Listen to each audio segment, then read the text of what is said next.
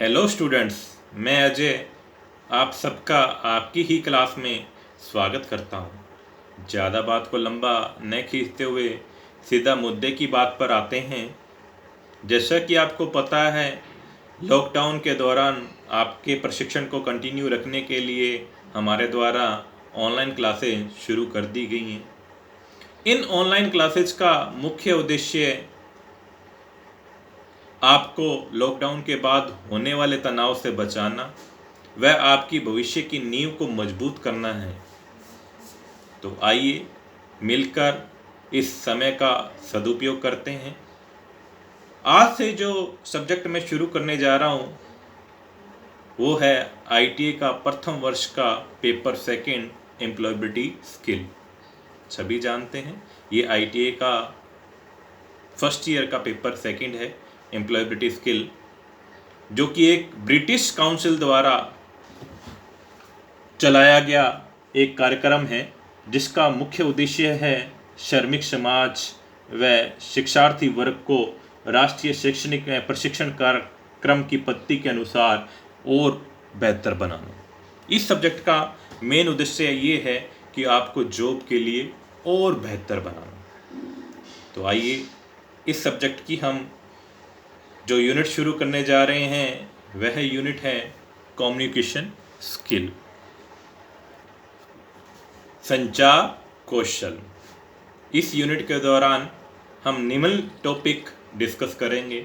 Introduction to communication skill, संचार कौशल का परिचय, लिसनिंग स्किल, सुनने का कौशल, motivational training, facing interview, behaviour skill. वैसे तो आप सभी जानते हैं कि कम्युनिकेशन क्या है। आज आप मेरी इस ऑनलाइन क्लास के द्वारा जो स्टडी कर रहे हैं ये भी एक कम्युनिकेशन है। आप मेरे साथ जुड़े हैं अपने लैपटॉप, कंप्यूटर, मोबाइल के थ्रू मेरे साथ इस ऑनलाइन क्लास में जुड़े हैं, ये भी एक कम्युनिकेशन है। टीचर क्लास में पढ़ा रहा होता है तो वो भी एक कम्युनिकेशन है। वहाँ पे एक टीचर और स्टूडेंट के बीच में कम्युनिकेशन होता है। तो सबसे पहले हम जानते हैं कि कम्युनिकेशन है क्या। कम्युनिकेशन बेसिकली दो या दो से अधिक व्यक्तियों के बीच में अपने आइडियाज को, अपने विचार को, अपनी समझ को, अपने ज्ञान को बांटना ही तो कम्युनिकेशन है। कम्युनिकेशन से तो हम एक दूसरे से संपर्क बना सकते हैं। जैसे आप अपने फ्रेंड सर्कल से बात करते हैं, किसके थ्रू करते हैं? मोबाइल के थ्रू करते हैं, व्हाट्सएप के थ्रू, फेसबुक के साथ करते हैं। तो वो आप अपने फ्रेंड सर्कल से एक दूसरे के टच में रहते हैं कि किसके थ्रू रहते हैं? कम्युनिकेशन ही तो है वो। ये भी तो एक तरह का कम्युनिकेशन ही तो है। तो इसलिए हम ये कह सकते हैं कि कम्युनिकेशन क्या है? हमें एक दूसरे से बॉन्ड करने का, एक दूसरे बांधने का, एक दूसरे से संपर्क बनाने का, एक दूसरे से आइडियाज को एक्सचेंज करने का एक चैनल है, एक माध्यम है। कम्युनिकेशन से हम एक दूसरे के आइडियाज को ले सकते हैं, एक दूसरे से नॉलेज ले सकते हैं, एक दूसरे को नॉलेज डिस्ट्रीब्यूट कर सकते हैं। इसका हमारी लाइफ में बहुत बड़ा महत्व है, इम्पोर्टेंस बहुत है इसकी। अगर कम्युनिकेशन नहीं होगा तो क्या हम एक दूसरे से संपर्क साध पाएंगे? एक दूसरे के बारे में जानकारी जुटा पाएंगे? क्या नॉलेज ले पाएंगे? क्या हम आगे बढ़ पाएंगे? मुझे तो नहीं लगता कि ऐसा हो पाएगा। ये सब किससे पॉसिबल है? अगर हम एक दूसरे के साथ कम्युनिकेट करेंगे, एक दूसरे के साथ कम्युनिकेशन करेंगे। कम्युनिकेशन शब्द ये एक लैटिन भाषा के कम्युनिस शब्द से बना है। किससे बना है? कम्युनिस शब्द से बना है, जिसका अर्थ होता है किसी माध्यम के द्वारा किसी विषय या वस्तु की साझेदारी करना। तो बेसिकली यही तो है हम कम्युनिकेशन में और क्या कर रहे हैं। हम अपने आइडियाज को, अपने विचारों को, अपनी जानकारी को दूसरे के साथ बांट ही तो रहे हैं, है कि नहीं? तो मेन मकसद क्या है, इंपॉर्टेंस क्या है, अपने आइडियाज को दूसरे के साथ शेयर करना, तभी तो हम प्रगति कर पाएंगे। क्या आज हमें हर सब्जेक्ट की नॉलेज है क्या? नहीं है। हर टेक्नोलॉजी की नॉलेज है? नहीं है। उसकी नॉलेज हमें कैसे मिलेगी? जब हम उससे संपर्क करेंगे, उससे साथ कम्युनिकेट करेंगे, उसके बारे में जानेंगे। वो कोई भी मीडियम हो सकता है, चैनल हो सकता है, चाहे ऑनलाइन के थ्रू, चाहे डायरेक्ट आप टीचर स्टूडेंट के थ्रू, चाहे मैनुअल के थ्रू, किसी भी तरह से आप उसके साथ कम्युनिकेट कर सकते हैं। हर वस्तु, हर टेक्नोलॉजी कम्युनिकेशन करने का एक साधन प्रोवाइड करती है। एग्जाम्पल जैसे देखें, हम नया मोबाइल लेके आते हैं, उसके बारे में हमें जानकारी नहीं है। हमें जानकारी कैसे मिलती है? चाहे मोबाइल का एग्जाम्पल लो, चाहे आप कोई मशीनरी का ले लो, तो हम उसके बारे में जानकारी कैसे जुटाते हैं? सबसे पहले हम क्या करते हैं, या तो हम जिस शॉपकीपर से खरीद के लेके आते हैं उससे हमें उसके बारे में थोड़ी बहुत जानकारी जुटाते हैं, है कि नहीं? उससे पूछते हैं भाई इस ऐप ऑपरेट कैसे होगा, इसको कैसे ऑन किया जाएगा, कैसे इसको चलाया जाएगा। वो कुछ हद तक हमें बताते हैं जिससे हम उसके साथ कम्युनिकेट करना चाहिए। फिर उसके बाद जो कंपनी हमें मैनुअल प्रोवाइड करवाती है, एक पुस्तिका आती है जो सबको मालूम है, हम कोई भी इक्विपमेंट लेके आते हैं, कोई भी मशीनरी लेके आते हैं, तो उसके साथ हमें एक बुकलेट दी जाती है। क्यों दी जाती हो? ताकि आप उस चीज़ को समझ सको, उस चीज़ को यूज़ करने से पहले उसको कम्युनिकेट कर सको उसके साथ, उसकी जानकारी ले सको, ताकि आप उसके साथ अच्छी भली भांति से उसको कम्युनिकेट कर सको, उसको ऑपरेट कर सको। यही तो मतलब है। तब मैं समझता हूँ कि सभी को कम्युनिकेशन के बारे में और इसके महत्व के बारे में तो पता चल ही गया होगा। तो चलिए आगे हम नेक्स्ट टॉपिक को लेते हैं, प्रिंसिपल ऑफ इफेक्टिव कम्युनिकेशन, प्रभावी संचार के सिद्धांत। अब ये क्या है? प्रभावी संचार कब होगा, इफेक्टिव कब होगा? कम्युनिकेशन भी इफेक्टिव तो होना चाहिए। इफेक्टिव का मतलब यहाँ पे है कि वो सही होना चाहिए, कि जो जानकारी हमें मिल रही है वो क्या हो, सही हो, तभी उस कम्युनिकेशन का, उस जानकारी का हमारे लिए महत्व है, नहीं तो कोई इंपॉर्टेंस नहीं है उसकी। इफेक्टिव कम्युनिकेशन तभी होगा जब वो हमें जानकारी सही समय पे, स्टिक जानकारी, सही जानकारी मिली है, तभी तो हम ढंग से कम्युनिकेशन कर पाएंगे उससे।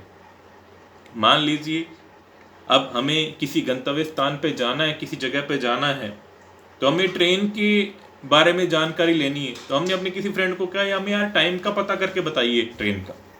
तो अगर उसने हमें टाइम बता दिया भी 9:05 पर ट्रेन का टाइम है, अगर वो उसने हमें सही जानकारी दे दी, सही कम्युनिकेट कर लिया, तो हम ट्रेन को सही टाइम पे पकड़ लेंगे। अगर उसने हमें गलत जानकारी दी, ट्रेन का टाइम 9 बजे का और उसने हमें बताया कि 9:10 पे ट्रेन का टाइम है, तो वो जानकारी स्टिक नहीं है, सही नहीं है, तो उस कम्युनिकेशन का कोई फायदा नहीं, क्योंकि वो ट्रेन छूट जाएगी हमारी। या दूसरी चीज, अब हम एग्जाम में बैठ रहे हैं, एग्जाम से रिलेटेड हर बोर्ड, हर यूनिवर्सिटी अपना सिलेबस जारी करती।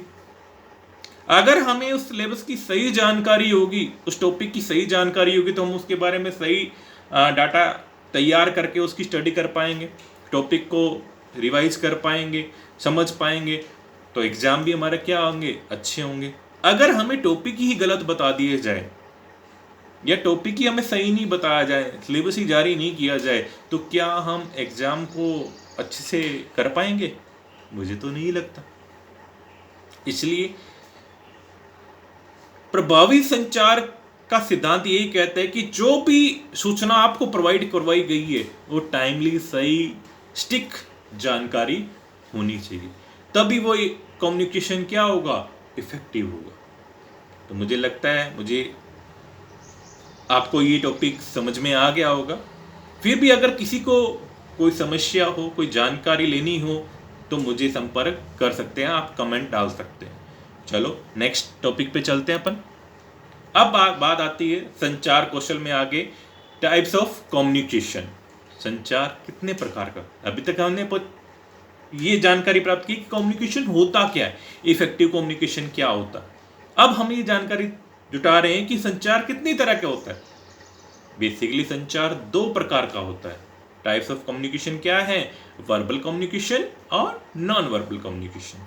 वर्बल कम्युनिकेशन जैसे हम बातचीत कर रहे हैं, ये क्या है? वर्बल कम्युनिकेशन है। आप टेक्स्ट बुक्स पढ़ रहे हैं, वो भी क्या है? एक रिटर्न लिखा हुआ है, या आप नोट्स तैयार कर रहे हैं, वो भी क्या है? कम्युनिकेशन है। हम बातचीत करके, लिख कर, या कोई सिंबल से जानकारी जुटा रहे हैं जो हमारे सामने प्रत्यक्ष है, जिसका हमें अनुमान नहीं लगाना पड़ रहा, तो वो क्या है? Verbal communication.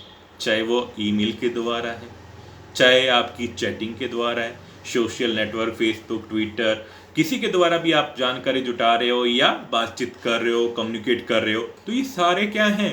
वर्बल कम्युनिकेशन है। नॉन वर्बल में क्या आएगा कि जो सिंबल, मतलब जिससे हमें जानकारी, जैसे अब हम रोड पे चल रहे हैं, हमें किसी जगह पे जाना है, तो हमें बाई रोड ही जाना है या ट्रेन जाना है, तो हमें कैसे पता चलेगा कि ये रोड किस तरफ जा रही है, ये आगे क्या घुमावदार मोड़ आ रहा है? ये हमें देखते होंगे जब भी हम रोड पे चलते होंगे, तो हमने कई सिंबल लगे हुए देखे होंगे, ट्रैफिक को कंट्रोल करने के लिए कुछ सिंबल्स लगे होते हैं, तो वो क्या है? Non verbal communication. वो भी तो, रोड भी तो हमारे साथ कम्युनिकेट कर रही है, किसके थ्रू? नॉन वर्बल कम्युनिकेशन के थ्रू।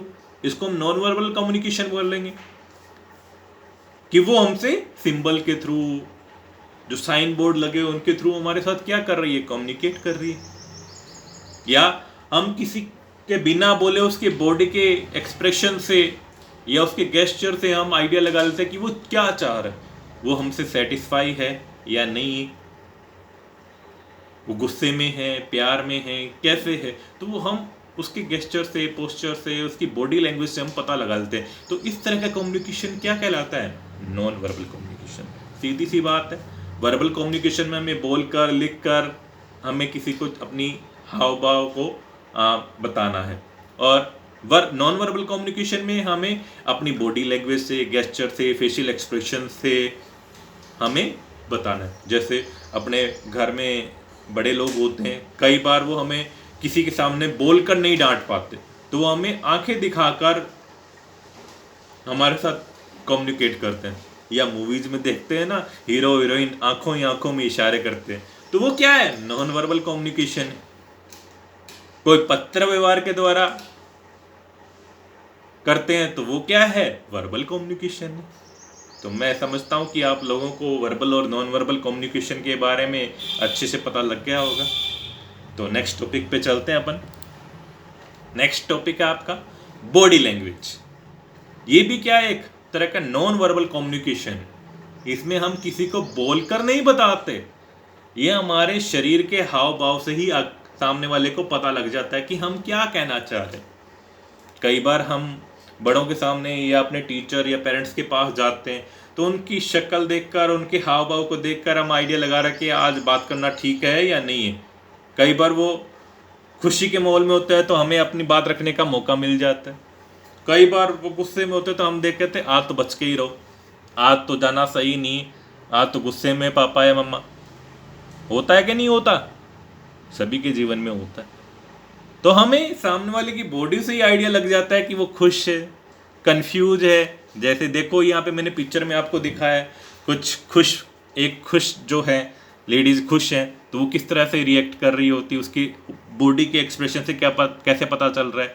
कन्फ्यूजन है तो कैसे पता लगता है, सैडनेस में है, दुखी है तो कैसे, कोई सरप्राइज है, गुस्से में है, एक्साइटमेंट में है, तो ये हमें क्या है, उसकी बॉडी लैंग्वेज से, बॉडी के हाव भाव से पता लग जाता है। तो यही तो बॉडी लैंग्वेज है।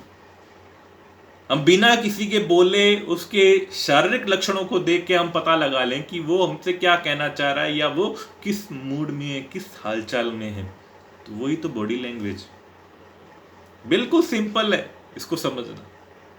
ये मैंने कई पिक्चर आपके लिए लगाई हैं यहाँ पे, इनको देखकर आप बहुत अच्छे से आइडिया लगा सकते हो कि कौन क्या कर रहा है, ये कब बातचीत हो रही है, एक दूसरे से मिल रहे हैं, कुछ बताया जा रहा है। जैसे बच्चा अब ये खड़ा है, प्लीज़ कह रहा है, थैंक यू कह रहा है, सॉरी कह रहा है, तो ये क्या होता है, अपनी बॉडी लैंग्वेज से सामने वाले को प्रतीत करवाना होता है, उसको एहसास करवाना होता है कि मैं क्या कहना चाह रहा हूँ, जो कि बिना बोले, बिना वर्बल कम्युनिकेशन के, नॉन वर्बल कम्युनिकेशन का पार्ट है कि बॉडी लैंग्वेज। तो आशा करता हूँ आज का लेक्चर आपको अच्छा लगा होगा। फिर भी अगर कोई चीज़ आपको समझ में नहीं आई है, कोई टॉपिक आपको समझ में नहीं आया, तो बेझिझक आप मेरे से संपर्क कर सकते हैं। तो आज के लिए इतना ही, ज़्यादा लंबा नहीं खींचेंगे, हम धीरे धीरे आगे बढ़ेंगे। हम नेक्स्ट क्लास में हम इससे आगे का टॉपिक लेंगे। Thank you.